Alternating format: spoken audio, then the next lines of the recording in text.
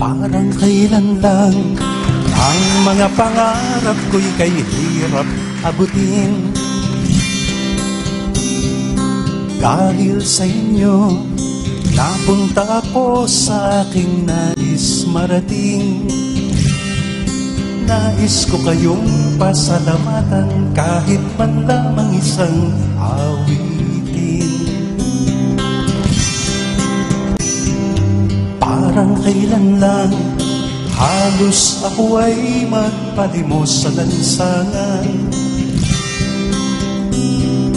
Dahil sa inyo, ang aking tiyan at ang bulsa'y nagkalaman. Kaya itong awiting aking inaawit, nais ko'y kayo ang handugan. Tatanda at lilipas din na po, ngunit mayroong awiting iiwanan sa inyong alaala. Dahil minsan tayo'y nagkasama. Napakamahal sa akin itong awiting ito. At yun yung awiting iiwanan ko sa inyong alaala. Dahil sa ngayon nung hapong ito, ay nais kong i-announce sa inyo formally na ito na ho ang aking final performance nitong linggong ito. Next week ko kasi sa Fullerton naman ako magpe-perform.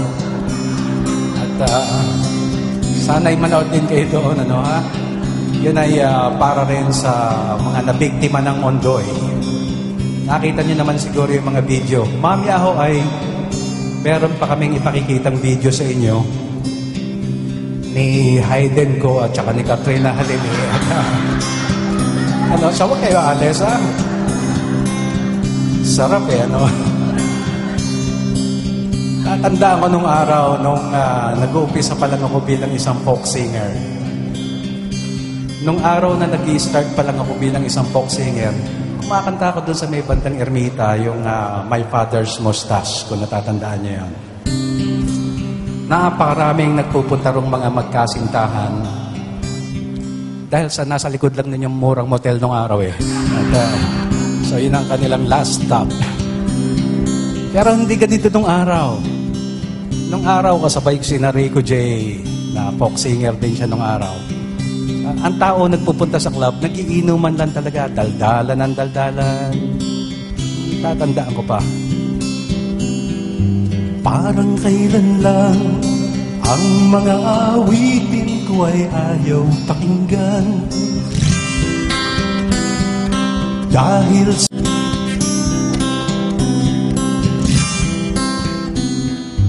parang kailan lang ang mga pangarap ko'y kay hirap abutin.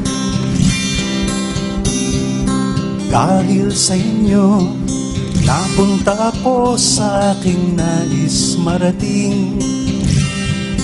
Nais ko kayong pasalamatan kahit man lamang isang awitin.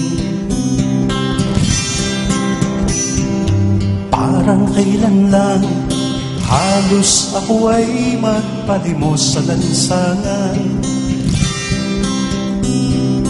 Dahil sa inyo, ang aking tiyan at ang bulsa'y nagkalaman.